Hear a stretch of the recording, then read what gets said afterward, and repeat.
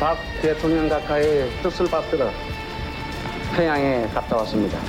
평양에 갔다 왔습니다.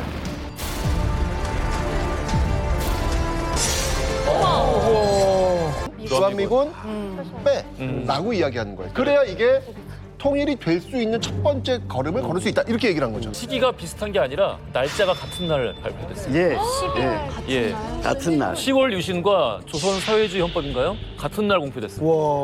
최태영 선생님과 함께 짚어볼 남북의 역사는요. 남북 관계가 역대 최악이던 때 벌어진 일에 대해서 이야기를 나눕니다. 오늘 우리가 이제 이야기를 풀어보기 전에 꼭 기억해야 될 연도가 하나 있습니다. 그게 언제냐면 1968년입니다. 68. 1968년 1월 21일. 우린 이걸 121 사태라고 이야기하는데 북한에서 31명의 무장군이 김신조가 이 청와대 300m 앞까지 밀고 내려왔던 사건. 우리 31명 임무는 저 박정희 돌아가야 될 임무. 근데 이만갑에서 김신조 지난번에 그 자리에 앉으세요. 지금 이렇게 일어나면 그 자리에 좀 남아 있어요. 왜 여기 앉혔어요? 김신조 선생 그 엉덩이 자국이 남아 있다고. 진짜 보셨어야 되는데. 무서워 진짜. 그때 정말 이 김신조라는 그 단어만 들어도 사람들이 막 너무너무 무서워했던 그런 기억이 분명히 있거든요. 그런데 더 경악스러운 일이 이틀 뒤에 벌어집니다. 1월 23일 북한이요 동해상에서 미국 후에블로를 납치해 갑니다. 이틀 뒤에. 이래갖고 미국과 북한의 전면전이 벌어질지도 모른다는 일촉즉발의 긴장감. 그리고 좀 더 지나서 1968년 11월 달에는요. 11월. 울진 무장 간첩 침투 사건이라고 그래가지고 이번에 아주 때로 내려왔어요. 맞아요. 120명 정도가. 맞아요. 때로 내려와서 이 과정에서 왜 이승복 어린이의 나는 공산당이 싫어요. 이 사건도 이제 이때 벌어진 거거든요. 그러니 이 긴장 관계 장난이 아니었죠. 그러니까 당시 이런 상황 속에서 우리의 국지는 반공. 교수님 이거 대단했지 않습니까 이게? 나만이 살아있었구나. 나만이 살아있었구나. 안 들어왔습니다. 우린 다 계획이 없었어. 여러분들이 아직 분자 상태로 존재하는. 대단했죠 뭐. 그때 뭐 멸공, 뭐 승공, 늘 듣는 거 반공, 방첩. 방공방첩. 맞아요. 박정희가 반공을 국시로 삼은 이유는 뭐 여러 가지가 있는데 가장 대표적인 게 일단 본인의 컴플렉스가 있어요. 본인이 남로당 군칙 출신이거든요. 그러다 보니까 처음에 5.16 혁명을 했을 때 미국의 의심을 받았거든요. 저 옛날에 그 좌익 경력이 있던 애인데 그러다 보니까 미국의 의심을 받지 않기 위해서는 강력한 반공주의자로 생세를 할 필요가 있는 겁니다. 또 하나가 뭐냐면은 북한이 남침을 함으로써 저기 친일 세력들에게 명분을 줘버린 거예요. 갑자기 6.25가 딱 됐네? 옛날 일본군 출신들이 다 뭐가 된 국군이 돼가지고 같이 싸웠단 말이에요. 그렇지. 이런 때문에 이들에게는 명분에서 이 반공이라는 게 굉장히 중요한 겁니다. 예. 이걸 통해서 자기들이 정당성을 획득한 거거든요. 그래서 여러 가지 이유에서 이제 반공을 국시로 삼을 수밖에 없었죠. 자, 이 시기에 가장 큰 건세를 떨친 기관이 있습니다. 뭐 이거 모르면은 간첩이죠. 네, 그렇죠. 간첩도 잘 알겠구나. 그렇죠. 자, 바로 중앙정보부입니다. 네.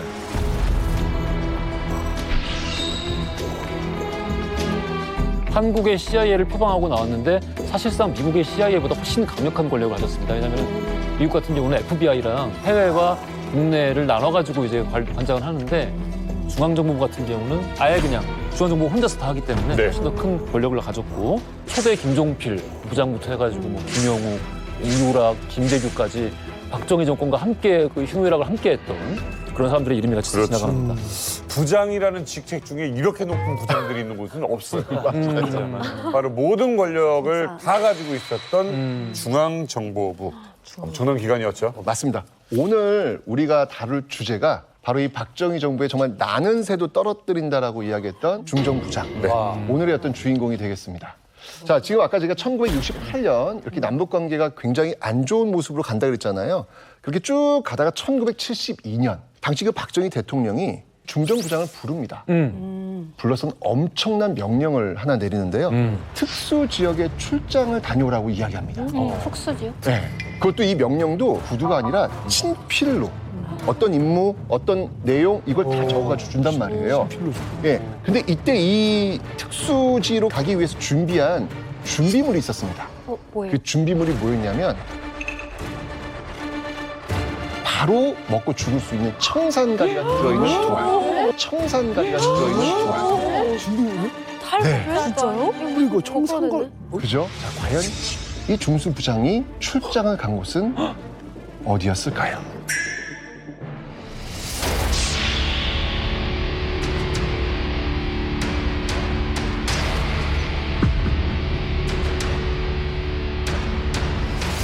우리의 자제와 인내에도 한도가 있다는 것을 북한 김일성 외래 집단들에게 분명히 경고를 해두고자 합니다.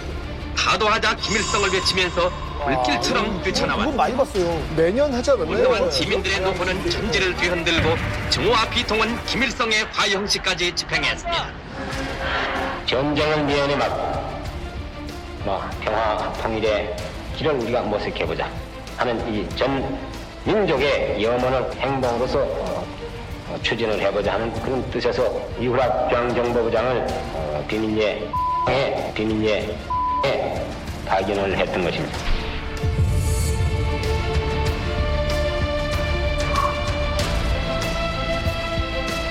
대통령이 밀사를 보냈다.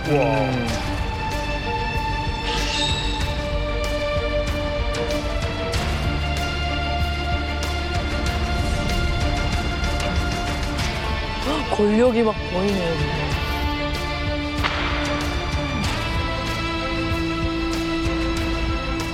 실은 제가 지난 5월 초 박 대통령 가까이 뜻을 받들어 평양에 갔다 왔습니다. 와, 이건 정말 충격이었죠, 이번에 이때. 살아왔다. 충격이다.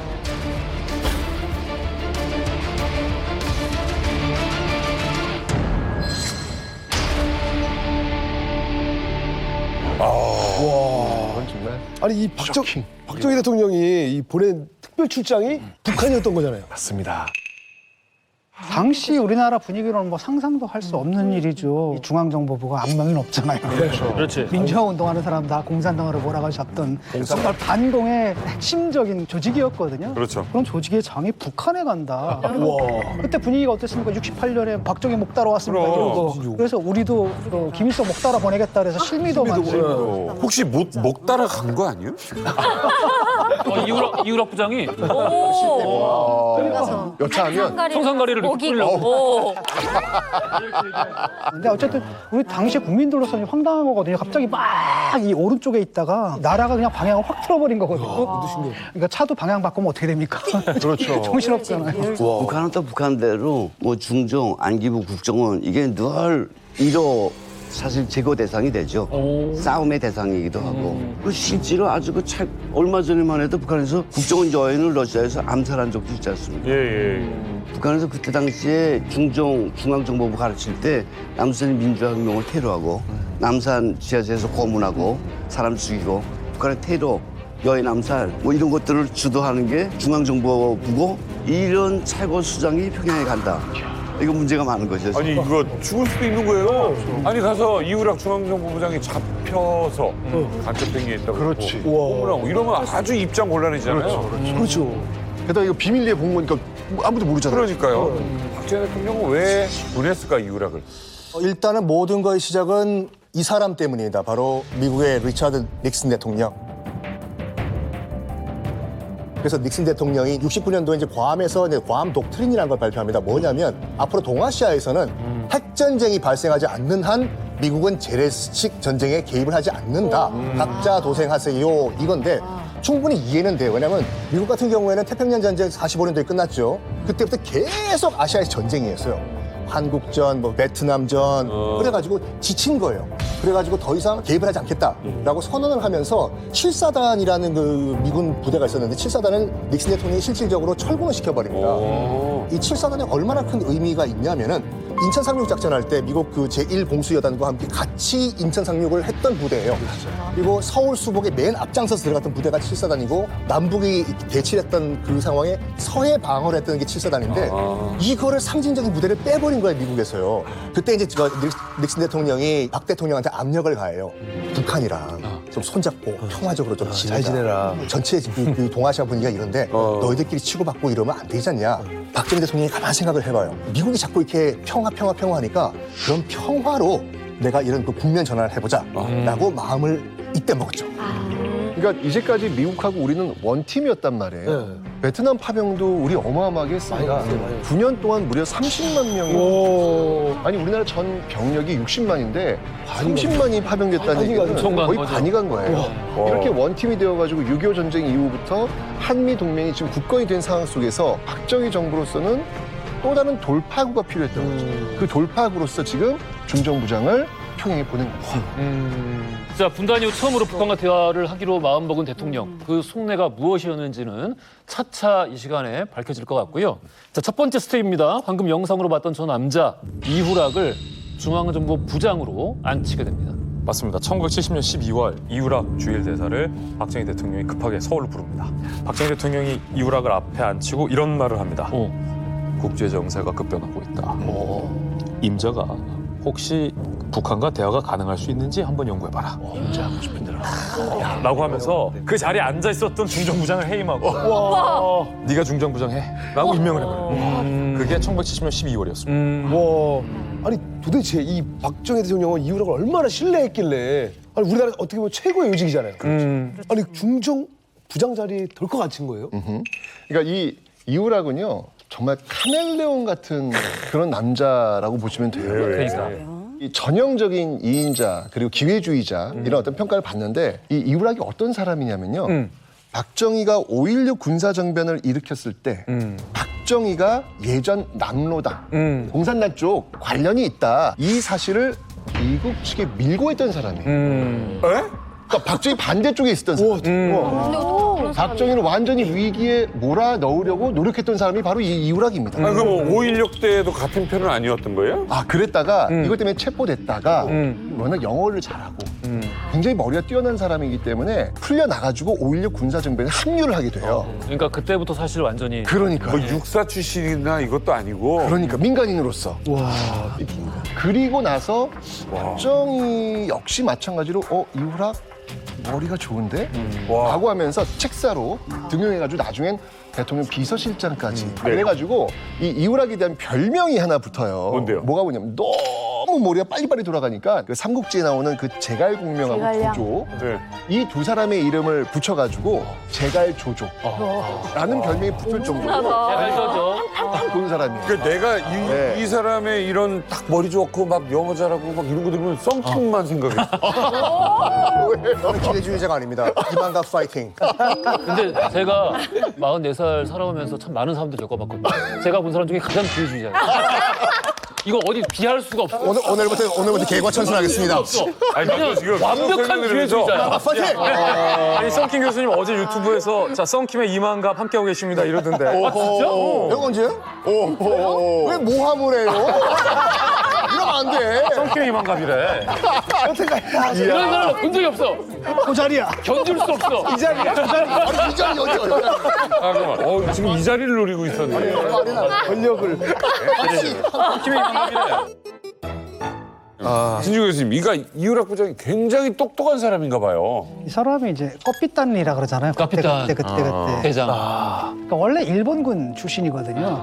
그러다가 또 이제 미군 세상이 되니까 미군에 붙어요. 그래가지고 미군에게 이제 박정희 밀고 가다가 그다음에 또 박정희한테 붙고. 이런 사람이에요. 근데 대박이다. 말을 굉장히 더듬는다고 해요. 그래서 그 썰인데 그 박정희 대통령이 이제 같이 골프를 치다가 이렇게 물어봤대요. 뭐 임자는 왜 말을 더듬는가? 라고 했더니 이게 아이디어가 너무 많아가지고 뭐 어떤 얘기부터 먼저 할까 생각하다 보면 말을 더듬게 된다.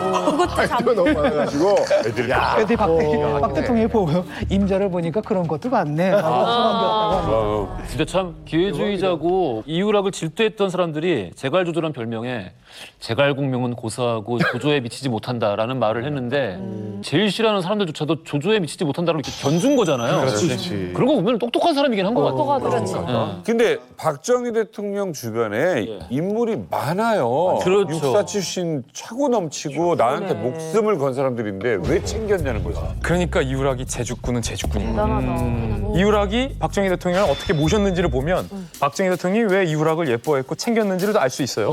유명한 일화인데 CIA 피셜이에요. 이유락이 스스로 내 종교는 박정희교다. 이렇게 얘기하고 다녔어요.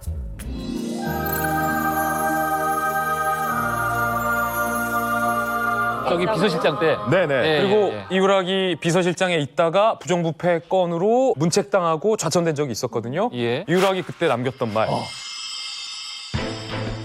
여러분은 각하를 교주로 하는 박정희교를 신봉하는 마음으로 일해야 합니다.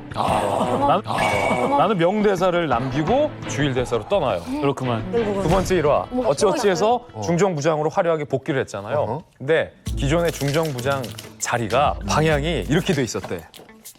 근데 이 자리에서 청와대가 안 보이는 거예요. 그러니까 이유락 부장은 애써 자리를 옮겨요. 이쪽에 청와대 있구나. 애써 자리를 옮겨요. 이쪽에 청와대 있구나. 각하가 잘 보이게. 의자 똑바로 절려. 의자 똑바로 절려 가야 돼. 카메라 감독이 놀래죠. 청와대 잘 찾아야 돼요. 그러면서 또 멘트를 남기는데 한시라도 각하와의 교감을 놓치면 안 되기 때문에 각하가 계신 방향으로 내 집무실 책상을 놔야 한다. 그렇지. 이런 명대사를 남기고 탁 이 책상 방향, 제가 앉은 이 책상 방향의 끝에 채널A 사장님이 계십니다.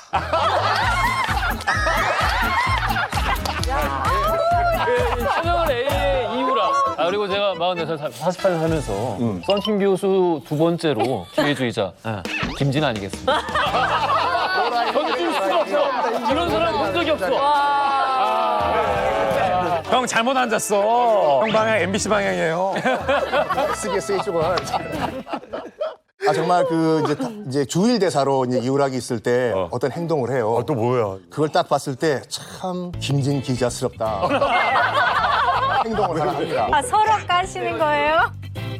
그러니까 주일 대사로 있었던데 도쿄에서. 비서실장에서 쫓겨나가지고 대사로 간 거죠. 주일 대사로 있었던데 도쿄에 있는 그 주일 한국 대사관 바로 옆에 굉장히 유명한 스시집이 있었어요. 네, 초밥. 초밥집이죠. 먹다 보니까 이거를 나만 먹기가 너무 그렇지. 가깝게 보내자. 어떻게 보내? 금방 상하는 초밥인데 이거. 그럼 안 되지, 안 되지. 방법이 있습니다. 어떻게 해요? 요리사를 데려가는?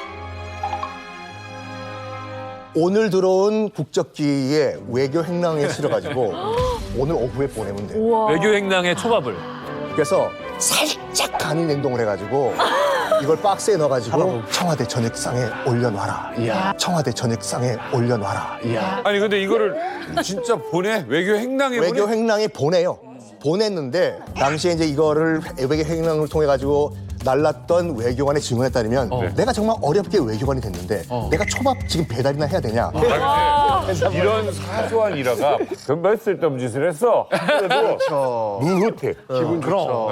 기억 남죠. 북한식으로 충성심.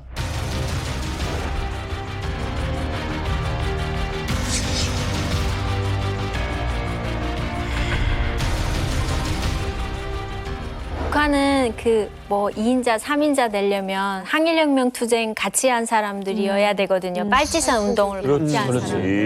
근데 2인자 그때 그 70년대까지만 해도 그때 이후로도 2인자, 3인자는 다 항일혁명 투쟁 같이 했던 사람들. 여기는 다 육사 나온 사람들 그때 다 한. 그래서 북한이 더 낫다. 아니 차라리 북한이. 그렇구만. 그건 아니고. 김일성 짱. 왜 그러세요? 아니에요. 중앙정보부에서 옛날에 이런 일을 딱 긍정이네. 약간 오늘 안경도 몰아가는 분위기. 자, 아무튼 이렇게 박정희 대통령의 충신이자 또 책사이기도 했던 이유락 부장이 생각한 남북의 대화 창고를 열기 위한 그 묘책이라는 건 뭐였을까요? 자, 이 제갈조조의 머리가 움직이기 시작합니다. 자, 일단 대화가 쉽게 수월히 시작돼야 되고 그리고 북한이 이 주제를 받아야 됩니다. 그렇죠. 만약에 이걸 안 받으면 북한은 나쁜 놈이 될 수 있는 그 무언가를 만드는 거예요. 뭐가 있을까? 고민하다가 드디어 하나 생각해요. 뭐예요? 바로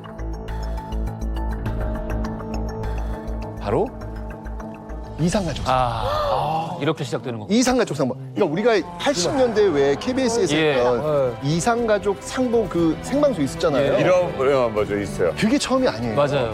그 아이디어가 진짜 공식화되고 본격화되었던 거는 바로 이유락이었어요. 그럼 이상가족 상봉은 그전에는 없었다는 얘기네요. 그 전에는 없었고. 물론 이제 이와 관련된 아이디어가 있긴 있었지만 이게 진짜 수면 위에 공식화되었던 건 바로 이유락의 이 머리에서부터 출발이 되면서 드디어 이제 북한도 이거 안 받을 수가 없잖아요. 명분도 좋고 받아들이게 되면서 드디어 남북 회담이 시작됩니다. 남북 적시자 회담이 시작이 된 거죠. 괜찮네. 네. 당시는 북한에 가족이 있다는 사실 자체가 무서운 일이었어요. 낙인이 찍힌다. 월북자니 뭐니 이래가지고 만약에 내가 이제 민주화운동을 하다 잡혔는데 북한에 우연히 가족이 있다라고 하면 이제 바로 간첩인 거죠. 이렇게 물릴 수도 있는 상황이거든요. 그리고 또 늘 그런 일을 해온 게 또 중앙정보부인데 그 중앙정보부장의 머릿속에서 인도주의적 차원에서 이상가족 상봉을 하겠다는 아이디어가 나왔다는 것 자체가 지금 생각하면 대단한 거죠. 그러면 발상의 전환이 엄청난 거예요. 그렇구만. 진짜 이 시대에 감안하면 더 그렇겠네. 그러니까요. 자, 이산가족 상봉을 명분으로 이렇게 남북의 대화가 시작이 됐는데 대화는 과연 잘 이루어졌을까요? 자, 분단 20년 만에 남북이 처음으로 만난 대화. 이 대화는 3분 만에 종료됩니다. 왜요? 3분 만에 종료됩니다. 왜요? 네, 사실 이 이상가족 상봉을 제안을 했고 그걸 받아들이면서 일주일 뒤에 남북 적십자 예비 회담이 열리거든요. 자, 이제 분위기를 한번 상상해 보세요. 처음이에요. 막 긴장된 마음으로 또 한편은 또 설레는 마음으로 만났을 거 아니에요. 그때 이제 북측에서 이제 이런 얘기를 하죠. 인사하는 거예요. 아유, 우리 동포 만나서 반갑습니다. 이렇게 얘기를 할 거 아니에요? 그때 이제 우리 측에서는 안보 인사를 하나 던집니다. 뭘 던졌냐면 요 근래 그 북한에서 수해가 있었다는데 괜찮습니까? 라고 물어본 거예요. 네. 안부. 여기에 기분이 팍 상한 거예요. 왜요? 이게 왜? 피해의식. 그게 뭔 말이에요? 안보를 물었는데 갑자기. 아니 난리 겪어서 괜찮으십니까? 걱정해 주는. 자존심 상한 거죠. 자존심 상한 거죠. 그러니까 우리가 그 수해 따위에 흔들릴 나라로 너희들이 지금 보는 거니? 이렇게 기분이 안 좋았던 거예요. 그렇죠. 이렇게 되면서 이 처음부터 인사부터 이게 삐걱대면서 냉랭하게 되다가 바로 갑자기 종료시킵니다. 그렇게 해서 그냥 회의가 끝났어요. 끝났어요? 어머, 진짜 허무해. 끝났어요. 뭐야? 3분이요? 쉽지가 않죠? 한 번. 3분이면은 사실 그 라면 먹기도 어려워. 그렇죠. 카레도 3분 데피고 못 먹은 거야. 그렇죠.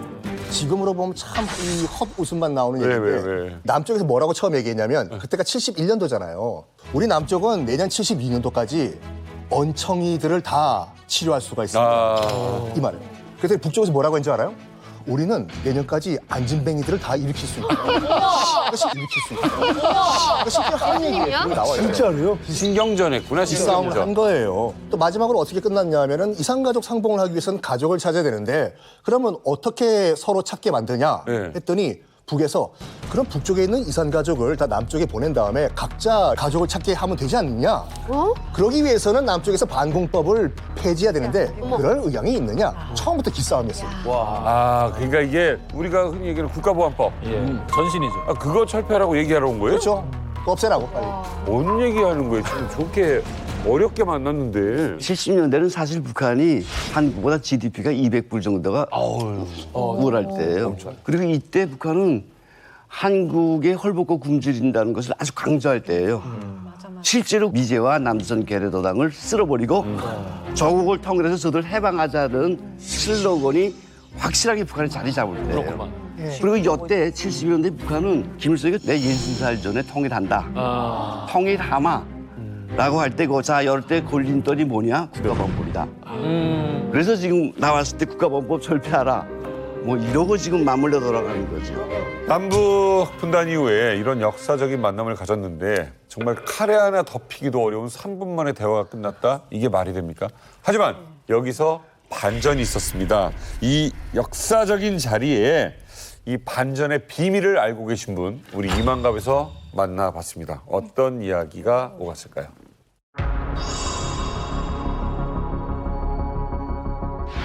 박 대통령 각하의 뜻을 받들어 평양에 갔다 왔습니다.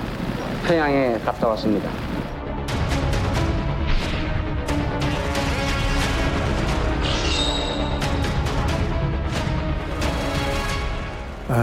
나는 이동복이라고 합니다. 이제 나이는 85이고 나는 이제 1971년에 한국일보 정치부 기자로 있는데 어느 날 박정희 대통령이 남북 대화를 시작하려고 한다. 그래서 지금 그 일을 정보부장이 주관을 한다. 그 정보부장 하는 이우락 씨가 그 일을 하려니까 누가 언론계에서 한 사람이 와서 좀 도와줬으면 좋겠는데 당신을 청구했으니까 수락을 해달라 그러더라고요. 좋다. 그래서 승낙을 했어요. 그러다가 이제 71년 말부터 남북 간에 좀 비밀 대화 통로가 만들어져 가지고 나도 이제 거기에 투입이 돼서 이우락 씨의 아주 측근 남북 대화 관계 참모로 이우락 씨를 도와서 그때부터 이제 이우락 씨를 위해서 일하는 그런 이제 관계가 성립이 됐죠. 그래서 이제 71년 판문점에서 예비회담이 시작됐어요. 했는데 잘 안 돼요. 안 되는데 제일 안 되는 게 의제가 합의가 안 돼요. 의제가. 북한이 하는 대화라는 게 우리가 생각하는 대화하고 전혀 다른 대화를 자꾸 끌고 가니까 대화로. 그러니까 이제 그 당시에 남북 적십자 회담에 7명 대표 가운데 정홍진이라고 하는 중앙정보부에서 나온 사람이 이제 대표로 나가 있는데 이분이 이제 아무래도 예비회담을 그냥 놔둬가지고는 끝도 한도 없을 것 같으니까 메모를 써서 줬어요. 이 회담 끝나고 좀 남아서 좀 둘이 만나자. 그랬더니 저 김 대표가 남아가지고 둘이 만났어요. 만나니까 대책회의를 하는데 이우락 부장이 느닷없이 그러더라고요. 결국은 내가 갔다 와야 마무리가 될 텐데 뭐 그렇게 복잡하게 할 것도 없지 않냐. 남쪽에서 중앙정보부장이 나갈 테니까 북쪽에서 김영주 조직지도부장이 나와라. 노동당. 그래서 5월 달에 이우락 씨가 비밀리에 평양을 갔고 이우락 부장이 그 당시에 권력구조에서 명실겸손하게 넘버 투맨으로서의 그런 어떤 그 권력의 위상을 차지하고 있었어요.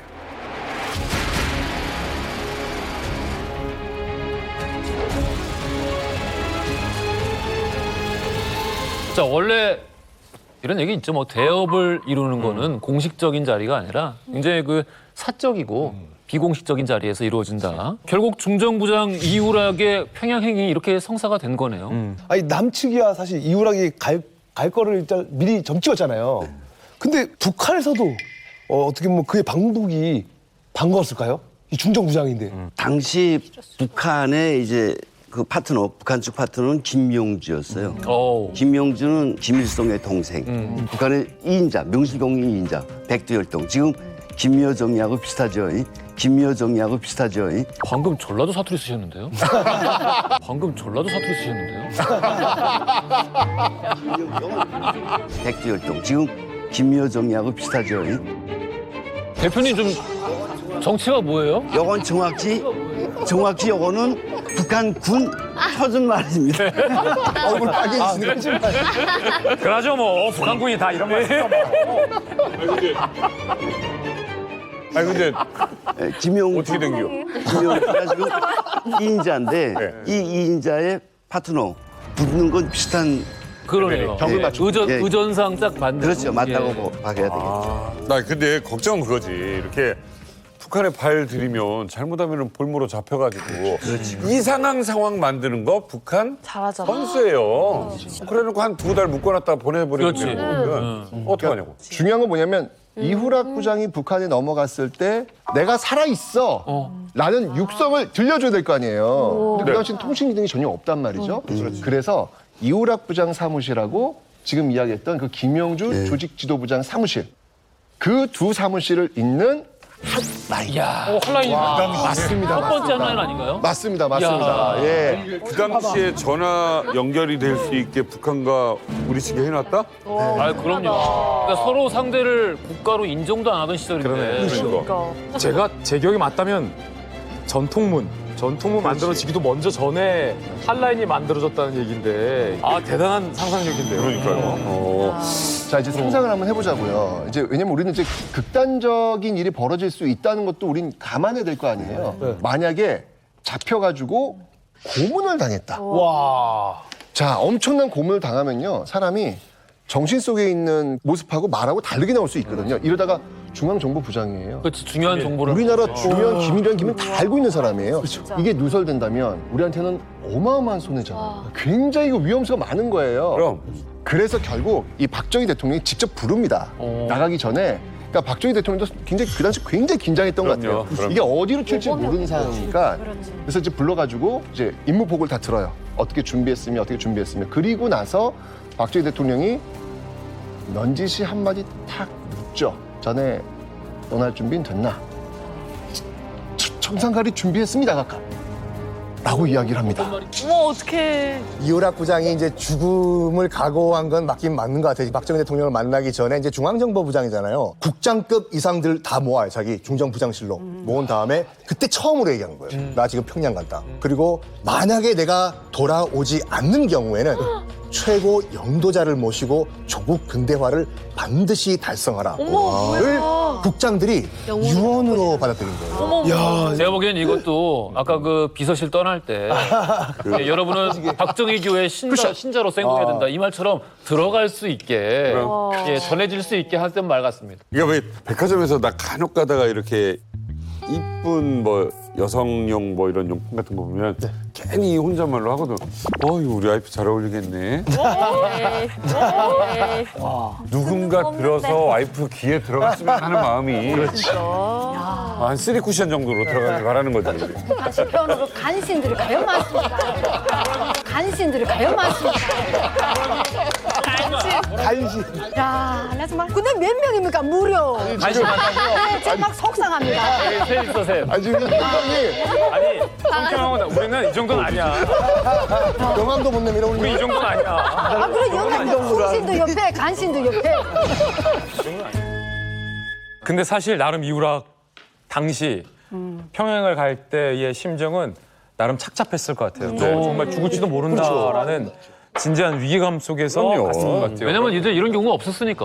그리고 그 공포심을 더 극대화했던 게 바로 북한으로 가는 루트였어요. 중국을 통해서 비밀리에 비행기 타고 들어간 것도 아니고 어디를 통해서 갔냐면 우리 이만갑에서 했었는데 판문점 도끼 만행 사건 때 제가 설명해드렸던 다리 있어요. 북한군들이 너무 돌아오지 않는 다리. 유명하죠. 이 다리예요. 이후락 부장이 이 다리를 건너서 북한에 가게 됐어요. 왜 돌아오지 않는 다리라는 이름이 붙었냐면 6.25 전쟁 이후에 정전협정 후에 전쟁 포로들을 교환하는 일이 있었습니다. 남북이. 근데 그때 전쟁 포로를 서로 교환했던 다리가 바로 판문점에 있었던 돌아오지 않는 다리 저 다리였어요. 이후락 부장도 이 다리가 어떤 다리인지 알고 있었고 다리를 건너면서 어떤 생각을 했을까요? 이 다리 돌아오지 못할 수도 있겠다. 이런 생각을 했겠죠. 중앙정보부의 수장 이후락 부장은요 1972년 5월 2일 드디어 북한 땅을 밟게 됩니다. 과연 그는 저 다리로 돌아올 수 있을까요?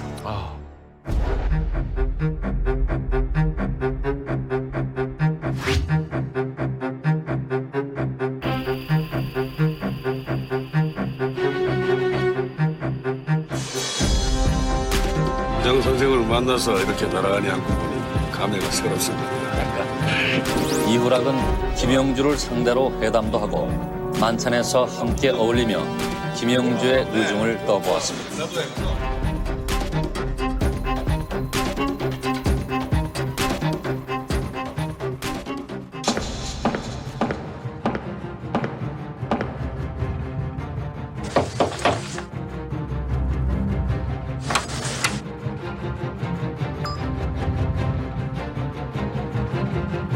부장을 깨우시오.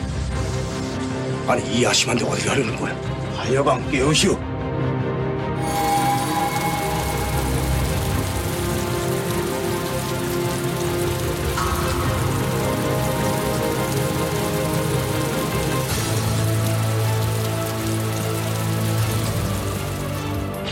어디를 이 밤중에 데려간 걸까? 청산가리? 야, 와, 얼마나 떨렸을까.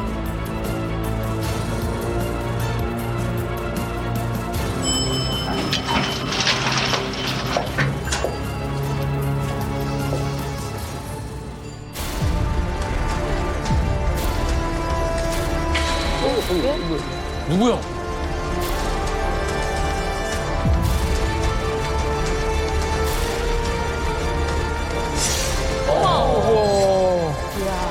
이 시간에 대박이다. 이 시간에 와. 야, 한시에. 아니, 진짜 엄청 무서웠을 것 같아요. 어떻게 보면 이제 김일성을 만나기 위해서 이제 북한이 이게 납치하듯이 이게 데려가는 거잖아요. 그러니까 이우락 입장에서는 완벽한 납치가 되는 거예요. 그 야심한 밤에 자고 있는데 갑자기 들어와서 옷 갈아입으라 그러고 그리고 자신이 한 번도 만나지 못한 어떤 의문의 남자가 와가지고 자신을 지금 데리고 가고 있단 말이에요. 게다가 차를 태웠는데 어디로 가나 봤더니 자꾸 산속으로 올라간단 말이죠. 근데 40분이나. 그러니까요. 그럼 그 시간 동안에 어떤 생각이 들겠어요? 나 죽어야 되나? 지금 청산가리 먹어야 되나? 아마 별의별 생각이 들면서 실제로 그 의문의 남자가 자꾸 이우락 부장이 이제 이렇게 떨고 있으니까 이런 얘기를 했대요. 그 기사한테 부장 선생 추운가 보다. 난방 넣어라. 이런 이야기를 할 정도로 굉장히 이우락의 어떤 그 심리 상태는 밑으로 떨어져. 그러니까 모르는 사람이 오면 이게 해치려고 보냈나 별 생각 다 들 것 같아요. 설명도 없이 그냥. 그럼요. 그러니까 더 겁을 주려고 했던 것 같아요. 이제 일부러? 이후락 부장이 의문의 남자에게 죽일 거면 술이나 한 잔 주시오 했다고. 어머. 아, 떠보는 거구나. 네, 그러니까 그 의문의 남자가 죽을 사람이 무슨 술이냐고. 거절을 했다. 라고. 진짜 무서웠겠다. 라고 할 정도로 진짜 무섭겠다. 겁을 많이 줬던 거. 김일성이 미리 알고 있었지 않을까요?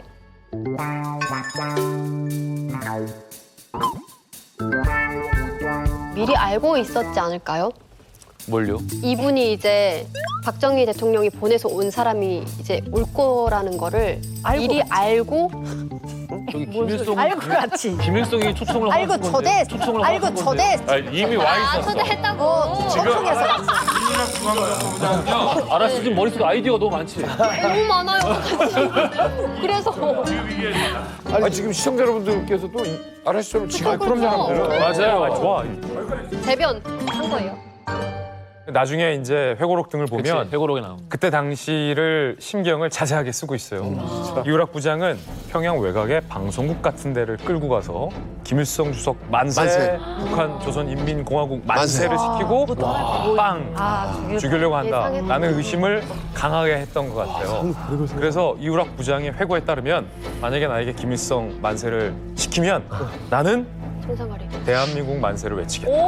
대한민국 만세를 외치겠다. 라고 결심을 하고 청산가리를 주머니에 꺼내서 탁 먹고 그 자리에서 자결을 하겠다라고 마음에 결심을 했었다. 그래서 실제로 김일성을 만났잖아요. 그런데 이우락 부장이 주머니에 넣었던 청산가리를 얼마나 손으로 꽉 쥐고 있었는지, 그리고 사실 손에 식은땀이 나잖아요. 나중에 김일성이랑 악수하는데 청산가리가 손에 걸렸어.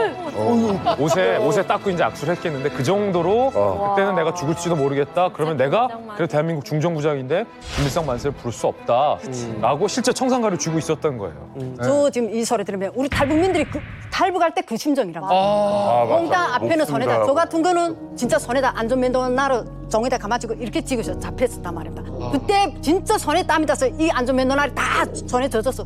그 심정 우리는 다 누구나 10분이야. 얼마나 긴장되고 그때 그 심정이 진짜 이렇게 그래 오신 들어보니까. 분들은 다 진짜로 죽을 각오를 하신 분들이니까 아니 어쨌든 이거 프로포즈 할 때 깜짝 쇼하는 것도 아니고 어차피 만나줄 거면서 왜 이렇게 긴장 타게 하는 거예요? 이게 길을 꺾기 위한 방법을 이 김일성 부자가 상당히 많이 썼어요.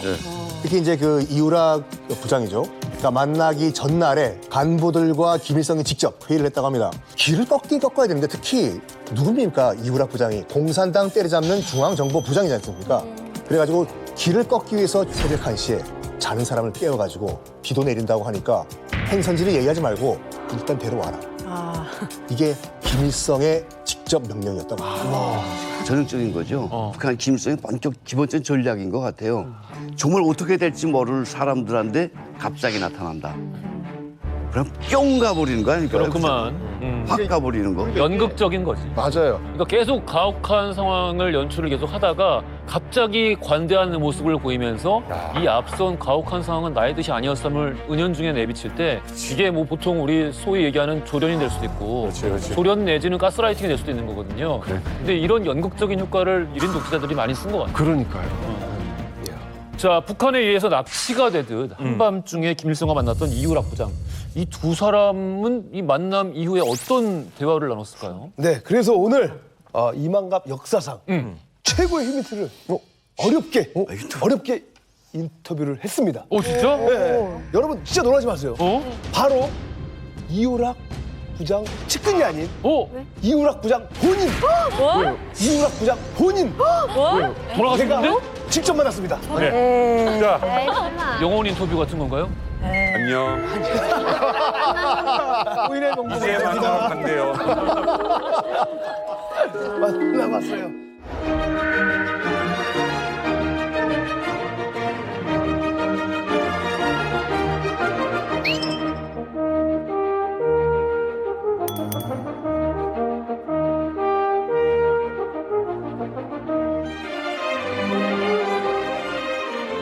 이우락 부장님 안녕하세요. 이렇게 또 인터뷰에 응해주셔서 너무너무 감사드립니다. 아니 그날 그 김일성과는 어떤 대화를 나누신 건가요? 김일성이가 첫 마디가 나에게 묻는 것이 이렇게 물어요. 부장 선생, 남반부에서는 왜 미제국주의 군대를 붙잡아 두고 돌려보내지 않고 있어? 이렇게 이야기해요. 나올 거면 그런 질문 할 거라고 생각도 못했고, 그럼 막상 질문 당하니까 또 답변해야 되겠고. 내가 수상, 내가 그 때문에 왔어. 한반도에서 물러난 미군들 다시 불러들인 분이 누구예요? 수상 아니십니까? 수상이 6.25 전쟁을 일으키지 않았던들 물러갔던 미군이 왜 다시 왔겠습니까? 이제 언제쯤 되면은 그러한 전쟁을 걱정하지 않고 물러갈 수 있겠는가? 이거 그냥 알아보고 의논하러 왔어. 하니까 전향을 쳐다보면서 허허허 웃으시는 거예요. 말을 굉장히 잘하네요. 예, 정확하게. 김일성이 한 말 중 가장 기억에 남는 말이 있으신가요? 내가 묻지도 않는 121 김신조 사건 이야기하면서 미안하게 되었습니다. 내가 박 대통령이라도 아마 대단히 기분이 좋지 않을 겁니다. 이거 사과를 합니다.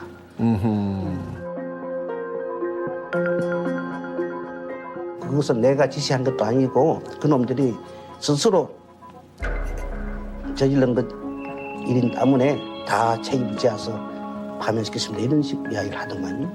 6.25 전쟁도 자기는 실적 말이요. 다시는 6.25와 같은 일은 없을 겁니다. 이런 이야기도 합니다. 그런데 분명히 내가 하나 일종의 사과적으로 이야기를 들었고요.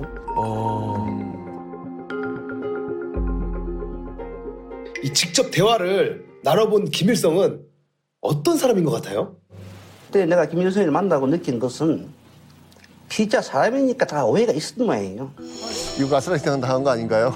이미 너무 부장 선생, 나는 박 대통령이 미제국주의나 일본 놈들의 앞잡이가 되어서 북쪽에 쳐들어오지 않나 이렇게 항상 오해하고 있었습니다. 이렇게 이야기해요. 그래서 내가 김일성에도 남쪽에서 혹시 박 대통령이 언제 쳐올라오지 않느냐 이런 걱정을 하고 있었단 말이에요. 그렇지 않으면 그러니까 김일성이 그런 말을 하는 거 아니거든요. 그렇구만. 말은 굉장히 빠른데 문장을 만들어가는 거는 정확하고. 그러니까요. 또박또박하죠.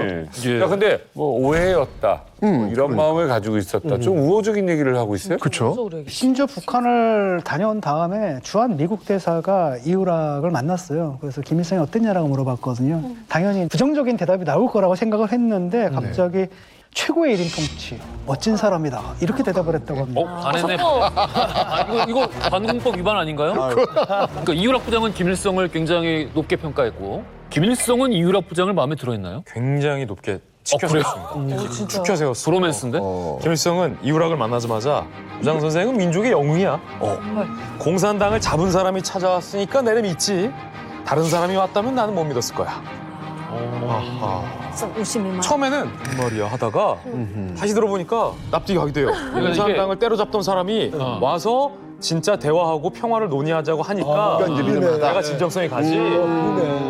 아부꾼 와서 이런저런 사탕 발림했으면 내가 만나지도 않았을 거다라는 얘기를 은근슬쩍 속내를 비춰준 거죠. 근데 지금 저는 궁금한 게 있어요. 뭐 화기애애했지만 성과 남는 무슨 대화가 있었느냐. 그럼요. 이게 중요하잖아요. 맞습니다. 그래서 제가 이것도 준비를 한번 해봤거든요. 잠깐 이거 귀한 거니까. 예. 자, 뭐야?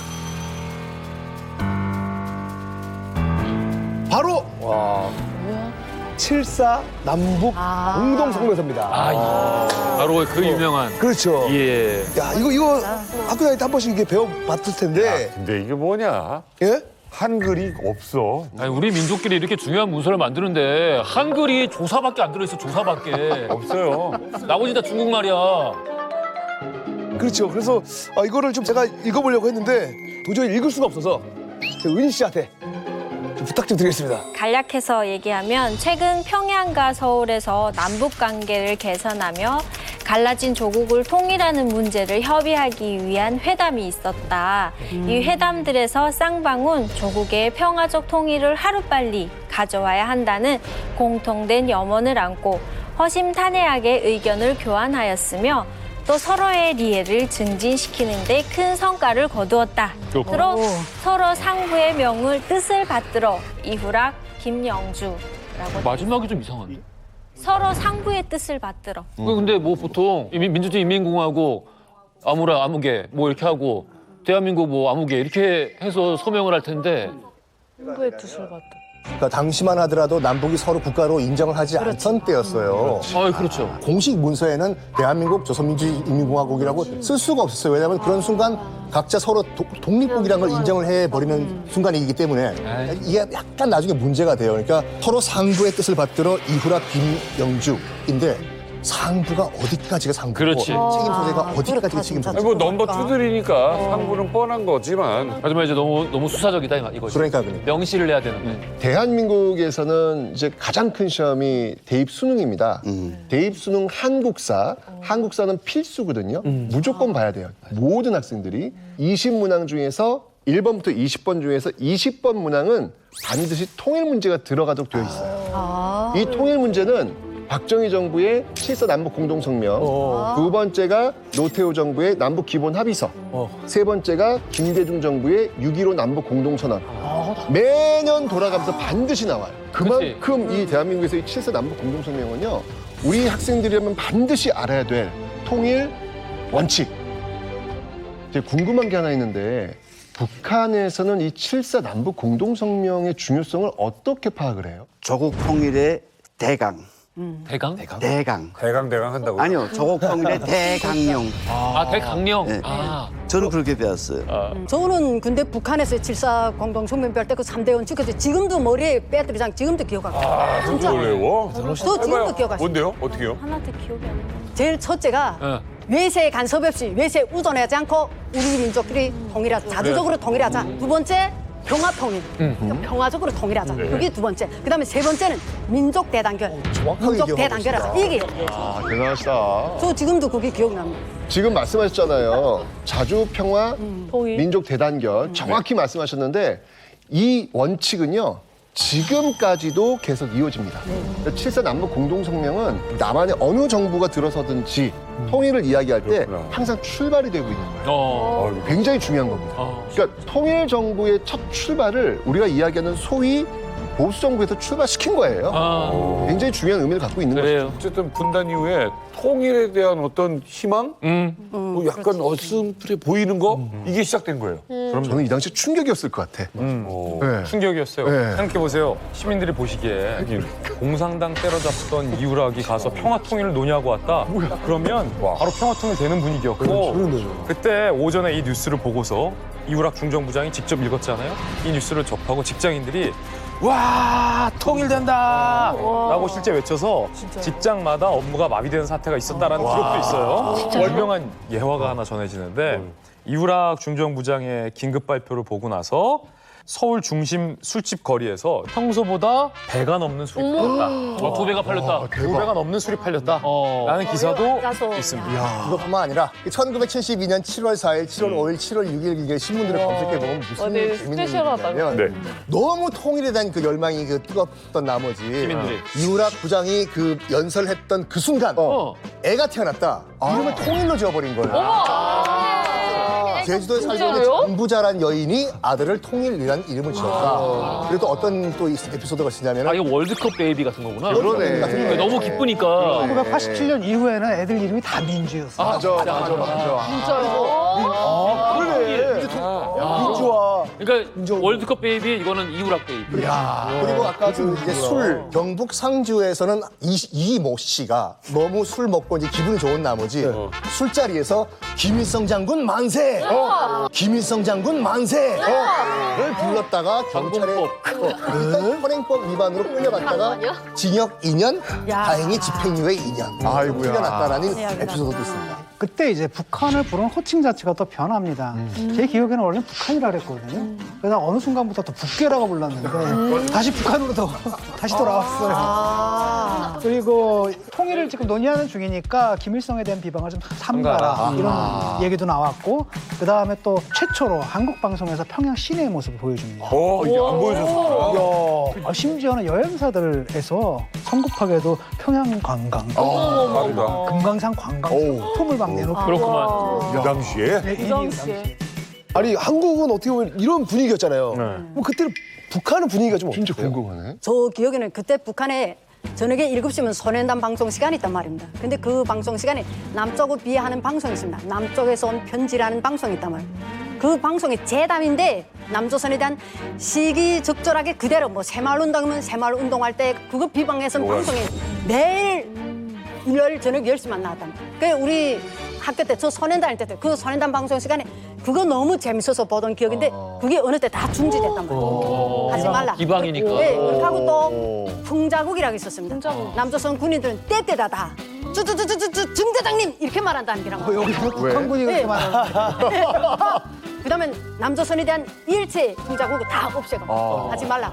욕하지 말라. 아까 그 3대 원칙에서 비방하지 말라. 비방하지 말라가 네. 있으니까. 평화. 일반 사람들 속에서는 저희 아빠가 그때 당시 입대 1년 차셨거든요. 근데 저희 친할아버지가 편지를 쓰셨는데 편지 내용이 이제 내 고향으로 갈 수 있게 생겼다. 우리 할아버지 고향이 인천이시거든요. 희망이. 근데 우리 수령님 덕분에 고향에 가게 생겼다. 너무 좋다는 내용의 편지를 썼어요. 진짜. 자, 근데요. 야, 남북이 이렇게 뭔가 합의서를 그럴듯하게 만들어냈습니다. 서로가 좋은 것 같은데 여기에는 김일성이 무슨 계략을 숨겨놨다고 합니다. 자, 아까 통일 3대 원칙이 뭐라 그랬죠? 자주 통일. 평화, 민족, 대단결. 바로 첫 번째 단어 자주. 여기에 담겨 있습니다. 아니 우리 민족이 자주적으로 통일하자는데 이유 있으십니까? 뭐 좋은 말이죠. 좋은 말이잖아요. 예. 그죠? 아무 문제 없을 것 같죠? 일단 반대합니다. 몰라. 느낌 이상해. 반대하고 반대. 자주 통일, 자주가 혹시 적화를 의미하는 건가요? 아니에요. 그건 아니고요. 뭔지는 알 것 같아요. 자주라고 하는 표현 속엔 우리 민족끼리라는 표현이 들어가 있다라는 거예요. 그렇지. 북한 측에서는. 그러니 지금 한반도 특히 남측에 들어와 있는 주한미군 빼라고 이야기하는 거예요. 그래야 이게 통일이 될 수 있는 첫 번째 걸음을 걸을 수 있다. 이렇게 얘기를 한 거죠. 그렇죠. 예, 맞습니다. 이러면서 7.4 공동성명이 딱 발표된 이후부터 계속 북한은 주한미군 철수해라, 주한미군 철수해라 이 얘기를 이제 들고 나오는 거예요. 그러네. 지금까지 나오는 거죠. 그러니까 우리 어릴 때 맨날 자주국방, 자주통일을 얘기는 했는데 그렇죠. 자주를 통해서 미군은 나가라. 김일성이 원래 이후락 만나기 전부터 이런 계략을 지금 진짜 숨겨놓고 있었죠. 어때 당시에 미국은 한국에서 주한미군 철수를 부분적으로 철수하기 시작했고 김일성은 여때 조금만 더 밀어붙이면 완전 철수가 가능하겠구나 라는 타산을 세우고 남북 공동성명을 발의하면서 핵심 사안으로 자주통일을 끼워넣죠. 자주통일. 그래서 그때 끝나자마자 김일성은 노동신문 등을 통해서 이런 얘기를 해요. 우리 민족끼리 통일을 한다 이제부터. 여기에 미군이 낄 자리는 없다. 미군 나가라. 갑자기 미군 얘기가. 네, 북한에서 이런 말 하기 때문에 사실은 북한에서는 야 우리가 조금만 더 공동성명의 정신으로 밀어붙이면 조국은 통일될 수 있다. 그런데 북한의 입장에서는 아마 그렇게 생각할 만도 한 게 당시 대땅터 상황이잖아요. 아니 미국하고 중국이 만나잖아. 근데 미국도 그다음에 철수한대잖아. 근데 니들이 왜 그래?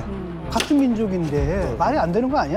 이렇게 나오는 거고. 그러네. 당시 이제 박정희가 자기는 이제 밀려서 한 건데 마음에 안 들어 했습니다. 노골적으로 마음에 안 들어 한 거예요. 그래가지고 심지어는 뭐냐면 이후락이 그 김일성한테 당하고 왔다라고까지 표현했다라고 그래요. 합니다. 그리고 당시 이제 박정희 대통령뿐 아니라 그 정부에 있던 모든 사람들이 이거 너무 내준 거 아니냐? 이렇게 이제 이후락을 비판을 하게 됩니다. 거기다 대고 너무 뉴스에 나보다 이후락이 더 보여. 그래서 그 3대 원칙 중에서 슬슬 이제 금 가는 거야. 네, 자주 평화 이렇게 있지 않습니까?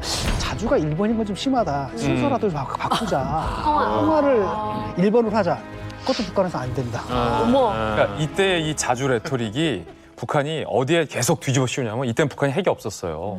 핵이 없었고 계속 주한미군 철수해라 해서 하도 그러니까 우리가 아니 그러면 핵을 포기해라. 자주 그렇게 강조하니까. 그러니까 북한이 그 후대에 이 자주 레토릭을 핵에다 뒤집어씁니다. 이 핵은 우리 민족의 자주적인 핵이다. 그 자주가 이 핵에도 또 쓰인 거예요. 그렇지.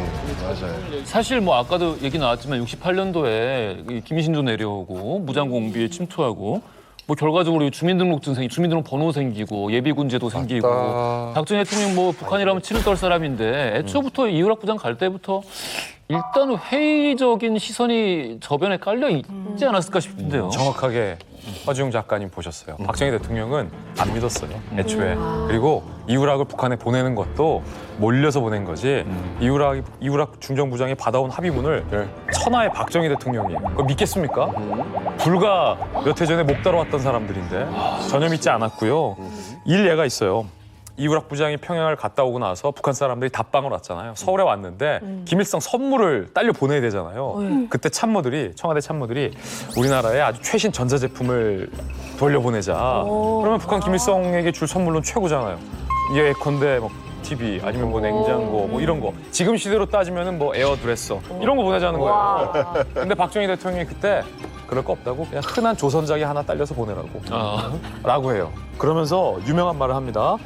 김일성은 믿을 수가 없어. 라며 정작 박정희 전 대통령은 북한에 대한 불신, 김일성에 대한 불신을 그때 당시에도 드러냈어요. 그렇구만.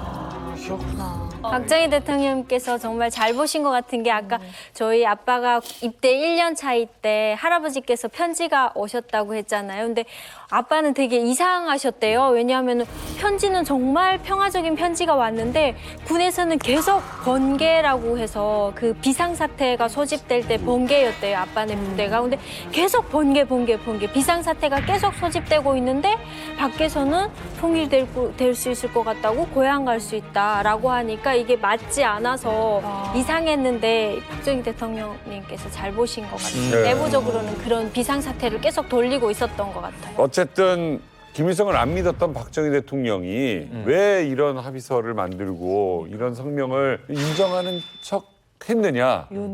여기에 대한 이야기 지금부터 한번 펼쳐보겠습니다. 남북 공동성명이 있고 나서 106일 뒤에 현대사를 뒤집어 놓는 사건이 발생을 하게 됩니다. 자, 이 1972년 7월 4일 그리고 106일이 지난 72년 10월 17일 어마어마한 이야기가 나옵니다. 뭡니까? 이 선언이 나오면서 박정희 정부 18년 전과 후로 나뉘게 되는 제3공화국, 제4공화국으로 나뉘게 되는 분기점이 되는 선언이 나와요. 이게 뭐냐면 바로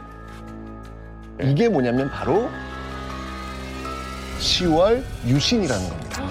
10월 유신. 네.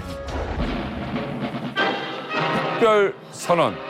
박정희 대통령은 1972년 10월 17일 저녁 7시를 기해 민족의 살기를 찾기 위한 특별선언을 발표하고 우리의 모든 제재 유신적인 일대 개혁을 시작했습니다. 유신적인. 비상계엄하네. 그러니까 이게 지금 분명히 뭔가 들고 일어날 걸 아니까 비상계엄을 선포하고. 전시회나 이런 건데. 그렇죠. 전시회나 진짜. 전시회나 예. 이런 건데. 국회 해산. 와. 국회로 해서.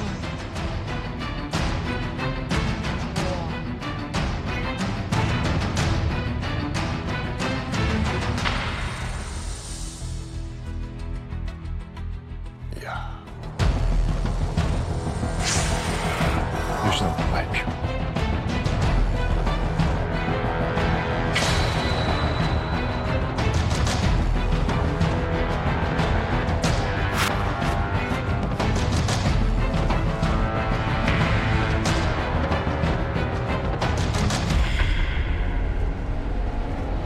(10월) 유신 특별선언이 있었습니다. 그렇습니다.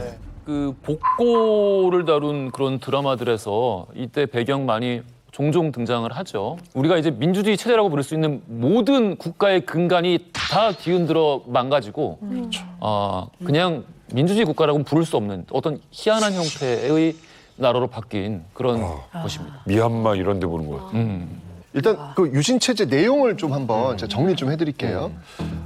기본적으로 이제 민주주의에서 가장 중요한 건 삼권 분립이라고 합니다. 삼권 분립. 이건 뭐냐면 입법, 사법, 행정. 서로 이제 견제할 수 있는 어떤 그 기능들이 만들어져 있잖아요. 유신은 이걸 다 무너뜨린 거예요. 대통령에게 모든 권한을 밀어주는 거죠. 자, 그래서 이 대통령이 사법부의 법관을 임명할 수 있고요. 그리고 이 대통령이 입법부의 국회의원 있지 않습니까?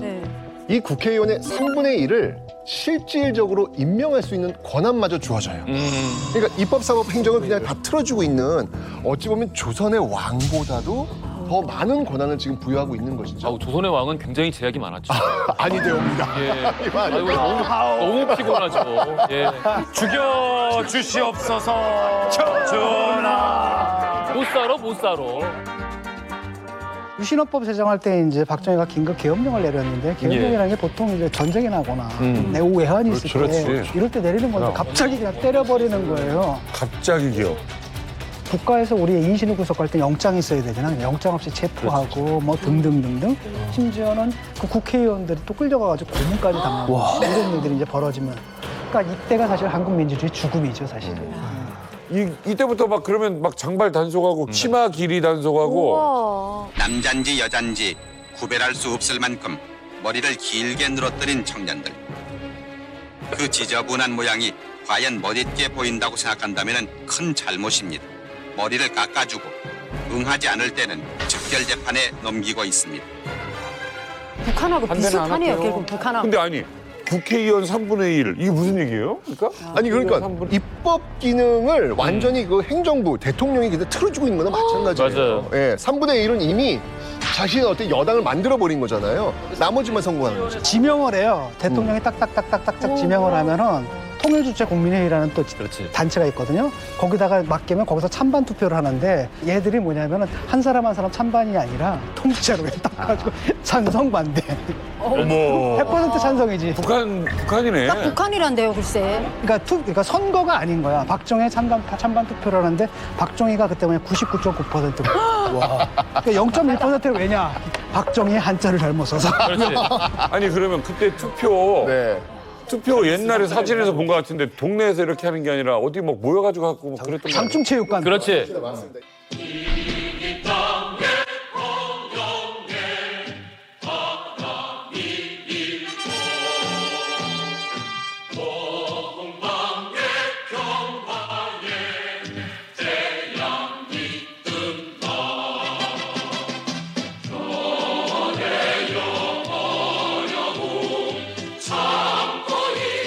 이제부터 이제 그 유명한 체육관 대통령이 등장을 하는 건데, 그러니까 기본적으로 대통령의 임기가 있긴 있어요. 6년입니다. 근데 이 6년이 의미가 없는 게 통일주체 국민회의 지금 방금 말씀하셨잖아요. 여기에서 대의원들이 모여가지고 대통령 뽑는데 이 대의원들이 대통령에게 우호적인 사람들로 구성이 된 거예요.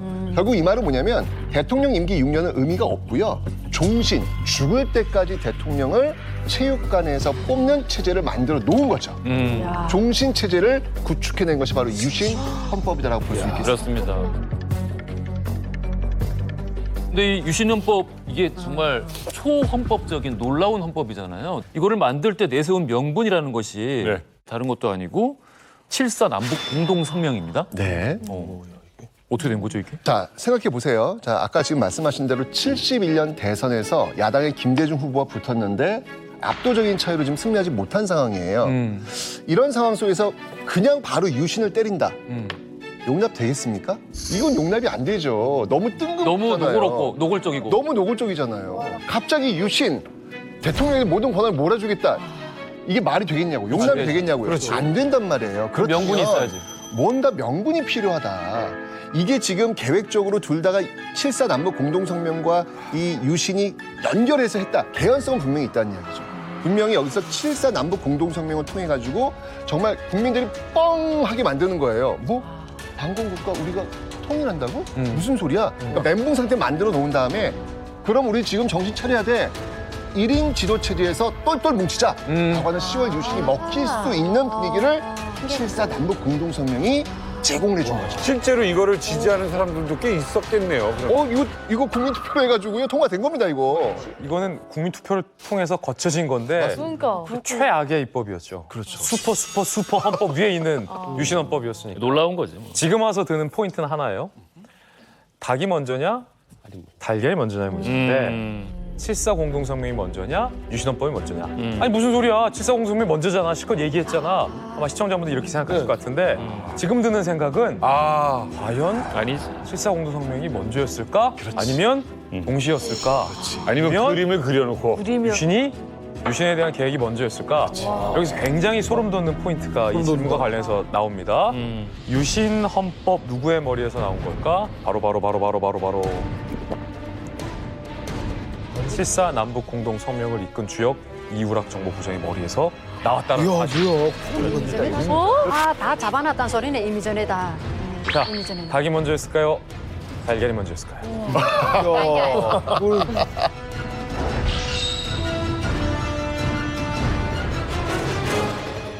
여기 한 가지 분명한 것은 많은 사람들이 10월 유신 하기 위해서 남북회담 했다 하는데 이거는 순서가 다릅니다. 10월 유신을 위해서 대화한 건 아니다 하는 것만 제가 설명합니다.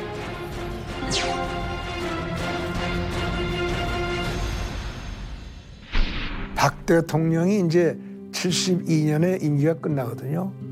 끝난 뒤에 박 대통령을 물러나게 놔두느냐 하는 문제를 가지고 정치적으로 아주 뜨거운 감자가 돼서 그래서 이 이우락이라고 하는 꾀가 많은 양반이 남북 관계를 이 박 대통령의 임기 연장에 활용을 해야 되겠다는 착상을 한 거예요. 박 대통령의 임기 연장을 하기 위한 정치적 이 변경의 어떤 명분을 거기 찾으려고 하는 생각을 70년대부터 초부터 했다는 것을 나는 71년 중반에 느끼기 시작했어요. 궁극적으로 박정희와 김일성이가 관련된 어떤 정치적 합의를 남북한 간에 만들어서 이걸 이용해 가지고 유신 개헌을 누러 가려고 이우락 씨가 구상을 하고 있었던 걸로 나는 생각을 해요. 와. 자, 우리 한국 정부 같은 경우는, 그러니까 박정희 대통령 같은 경우는 7.4 남북 공동성명을 통해서 얻을 수 있는 게 명징하게 있습니다. 그리고 결국 얻었고요. 북한은 뭘 얻을 수 있을까요? 똑같이 얻을 게 있어야 정말 꼴보기 싫어도 손을 내밀어서 같이 박수를 칠 수 있잖아요. 지금 생각해 보면 북한도 얻을 게 있었기 때문에 그렇죠. 하지 않았나. 이란이 아니다. 60년대 말까지 북한은 소위 8월 정파라고 하는 김일성의 권위에 도전하는 정파 세력들이 계속 나왔고 이걸 당대 등을 통해서 계속 김일성은 치고. 그러니까 그 전까지는 사실 일당 독재가 아니었죠. 아니었죠. 예. 그 전에는 조금 약간 다른 세력들도 그럼요. 예. 김일성은 70년대 들어서면서 나도 뭔가 해야 되겠다 생각했을 거예요. 요거 딱 끝나고 한국에서 막 유신법 나간 즈음에 저는 아직도 생생해요. 갑자기 북한에서 우뚜바라는 비행기가 평양시 항공에 뜨더라고요. 너무 낮게 떠서 저거 왜 저러니 했는데 삐라를 뿌렸어요. 허회를 뿌렸어요. 허회. 비행기로. 헌법 개정. 김일성 주석제. 그래서 김일성 주석을 북한한테 선고했다 그러면서 98.9% 기억나요? 98.9% 김일성 주석 똑같이 이용했네. 한민족이니까. 찬성. 더 세. 그래서 제가 어릴 때 물어봤어요. 찬성이라는 건 투표를 했다는 얘기네. 예, 투표. 그래서 왜 100% 아니냐 하니까 그 나머지 0.몇 %는 못 받아 나간 사람들, 뭐 아파 있는 사람들, 해외에 나간 사람들, 우리는 100%다. 뭐 이런 기억이 나는데 여태 김일성을 그러면서 북한에서는 처음으로 70년대에 주석으로 만들어요. 그러니까 주석이란 말이 이때 나온 거죠. 비슷한 거구나. 시기가 비슷한 게 아니라 날짜가 같은 날 발표됐어요. 예, 같은 날. 10월 유신과 조선 사회주의 헌법인가요? 같은 날 공표됐습니다. 애초부터 박정희 전 대통령이 이제 직선제에 대한 어떤 굉장한 회의감과 불신감이 있었죠. 역사적으로 분명 잘못된 선택입니다. 잘못된 선택이긴 했지만 만약에 북한이 진정성 있게 남북 공동 성명의 평화 통일의 자세로 나왔더라면 역사는 어떻게 달라질지 그건 뭐 모를 일이죠. 그럴 수도 있다. 어쨌든 북한은 진정성을 보이지 않았고 그럼 박정희 전 대통령 당시도 권력에 대한 야욕을 드러냈던 거죠. 그게 공교롭게 12월 27일로 날짜가 맞아떨어진 측면이 있는데 심지어 이우락은 유신헌법 개정 며칠 전에 북한에게 이걸 알려줘요. 유신헌법 개정 발표 며칠 전에 이우락이 북한의 박성철과 김성주에게 구체적인 내용을 통보하면서 이렇게 얘기해 줬다는 거예요. 곧 며칠 있으면 한국에서 중요한 정치 변혁이 있을 텐데 북한이랑 상관없고 우리 내부 문제니까 신경 끄라. 이렇게요. 이우락이 그러면 이후 어떻게 좀 됐어요? 자, 지금 우리 이야기를 쫙 했잖아요. 7.4 남북 공동성명 그리고 10월 유신. 이 총 감독이 누구였죠? 이우락이요. 이우락이었잖아요. 야, 그럼 이제 이우락의 이 어깨의 힘은 뭐 엄청 올라갔을 거 아니에요. 누가 봐도 이우락은 최고 권력의 그 다음 2인자로서 지금 군림을 했습니다. 자, 이렇게 되니까 이제 되는 게 없는 거예요. 주변 사람들도 이제 이우락한테 줄을 서기 시작하는 거예요. 보이잖아요. 자, 유신 체제 그 다음에 윤필용이라는 사람이 이제 이우락에게 이야기합니다. 윤필용? 네. 군인. 그 유명한 윤필용. 예. 형님. 이 다음은 이제 형님 아니십니까? 이런 얘기를 하는 거예요. 그러니까요. 다음은 누가 하겠습니까? 그렇죠. 아, 이 그림을 그리신 분이 형님 아닙니까? 이런 얘기 이게 돌고 말은 돕니다. 돌죠. 그리고 박정희 대통령 귀에 들어가는 거예요. 이제 지들이 하려고 하던데요. 박정희 시대에 2인자는 존재하지 않잖아요. 아유, 있으면 안 되죠. 그럼 바로 중정에서 해임됩니다. 어머. 이게 바로 이우락의 마지막입니다. 아니 그러면 이 남북 대화가 막힌 후에 북한도 권력의 구도가 좀 변화가 했나요? 당연히 변화가 있죠. 김일성의 동생 김명주는 김일성보다 더 김일성스러운 인물이에요. 그 당시까지만 해도 김일성 다음에는 당연히 김용기라고 생각했는데 군에서도 인기가 좋았죠. 그렇죠. 그때 당시에는 어마어마했죠. 뭐 틀림없이 2인자. 그런데 그때 유감스럽게도 후계자 문제가 등장을 합니다. 72년도까지만 해도 북한에서는 김정일을 웃분이라고 했어요. 그러니까 웃분이 뭐냐 하면 김일성의 자제분, 수령님의 자제분 이 정도. 그러다가 김일성의 측근들이 이제 후계자 문제도 상정해야 될 때 아니냐라고 하는데 김용주라는 사람이 또 버티고 있으니까 김용주 제거가 첫 번째였어요. 그래서 김용주는 특별히 잘못한 거 없이 그냥 자천돼서 지방으로 가 있고요. 지방으로 그냥 내려가 있습니다. 그리고 김종일이가 했던 일은 이제 앞서서 잠깐씩 언급됐던 김일성의 후초 그리고 김정일이 배달한다고 해서 김평일 이런 것들을 제거하면서 그 74년도부터 후계자로서 구도를 익혀나가고 잡아나가고 다 기억하겠지만 74년도에 김정일의 주도에 의해서 처음으로 그 열한한 북한 생활청화가 시작됩니다. 아, 생활청화? 네, 74년부터. 밤마다 뭐 반성하고 주말에 반성하고. 토요일날마다 하는 거. 그리고 어떻게 보면 남과 북에서 저 7.4 성명에 참가했던 체제의 공신이었던 사람들이 그냥 소멸되는 거죠. 이게 오늘도 이렇게 함께 하면서 여러 가지 생각이 드는 게 정말 민주주의는 시민들의 피를 먹고 자란다라는 이야기가 있잖아요. 참 틀린 말이 아니라는 생각이 자꾸 들고. 그렇지. 한 사람에게 더 많은 권력이 집중되려면은요, 거기엔 반드시 갈등이 필요해요. 누군가의 갈등. 그래서 여러분은 위험합니다. 라는 서로의 공감대가 필요해요. 우리가 조금만 잘못하면은 큰일 날 수 있다. 라는 종류의 레토릭을 자주 사용하는 사람들이 있다라면은, 그렇게 해서 자신의 권력을 더 공고히 하는데 그 말을 이용한다라면은, 저는 시민들이 이렇게 지금 우리가 지난 역사를 통해서 쌓아 올려진 시민들의 지혜를 통해서 좀 더 자세히 유심히 그런 정치가를 살펴볼 필요가 있다. 그런 생각이 들어요. 이게 지금 참 지금도 여러 가지 뭐 비슷비슷한 상황들이 많은 것 같아요. 그렇죠. 뭐 남북이 이제 적대적 공생 관계죠. 그러니까 상대의 악으로 자기의 악을 정당화하고 상대에 대한 공포로 자국민들을 탄압하고 독재 정권 시대는 그게 있었고, 그러나 남한이 좀 다른 건 남한은 강력한 저항이 있었어요.